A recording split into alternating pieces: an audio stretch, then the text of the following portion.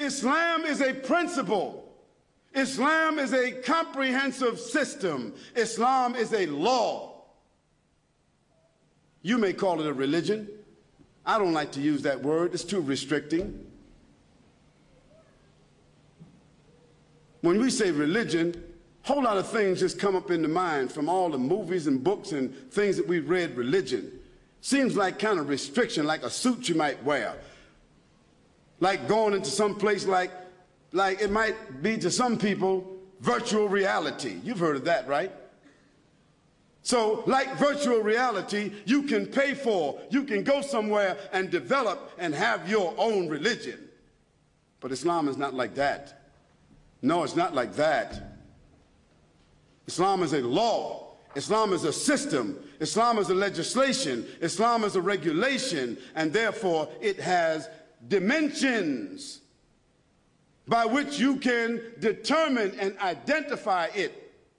Now, a Muslim is an individual who makes the profession that they belong to or they are attached to that system.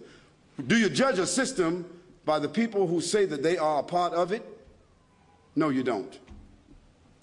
And that's why they have what they call disclosures. So that if somebody works for my company and they do something wrong, my company will not be liable. Is that correct? Because I've already made a disclosure that this person does not necessarily represent our company in policy or so forth and so on. I've made a disclosure of that. Well, God has also made a disclosure that the human beings themselves, God is not indicted, and God is not imperfect, and God does not die, and God does not have the limitations, and God doesn't make mistakes, and God is not immoral, and God is not prejudiced. But some Muslims are. So we don't judge or indict a system of life by the people who claim to be that. We would not indict Jesus Christ by what Jim Jones did some years ago. We would not indict Jesus Christ by what Jeffrey Dahmer did. We will not indict Jesus Christ by what Charles Manson did. We will not indict Jesus Christ by the Oklahoma bomber. What was his name? Timothy McVeigh. Was he a Christian fundamentalist?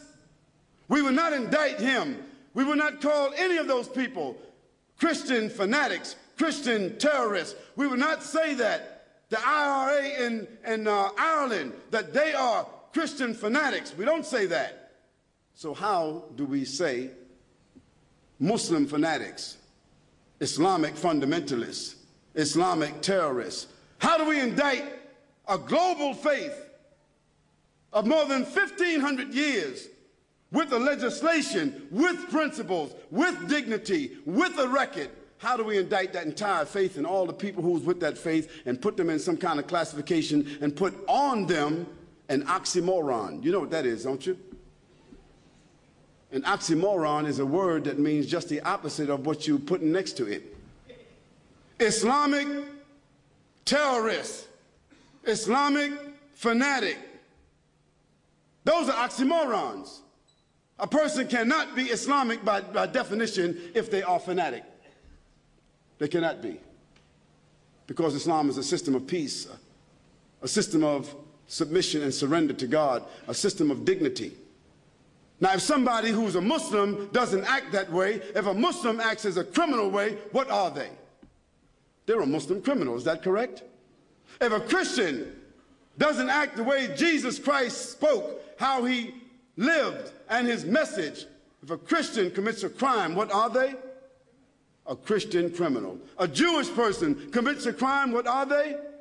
A Jewish criminal. A Buddhist, a Hindu, or anyone else that commits a crime, they are what? Criminals. But you don't indict the faith because of the criminal, do you?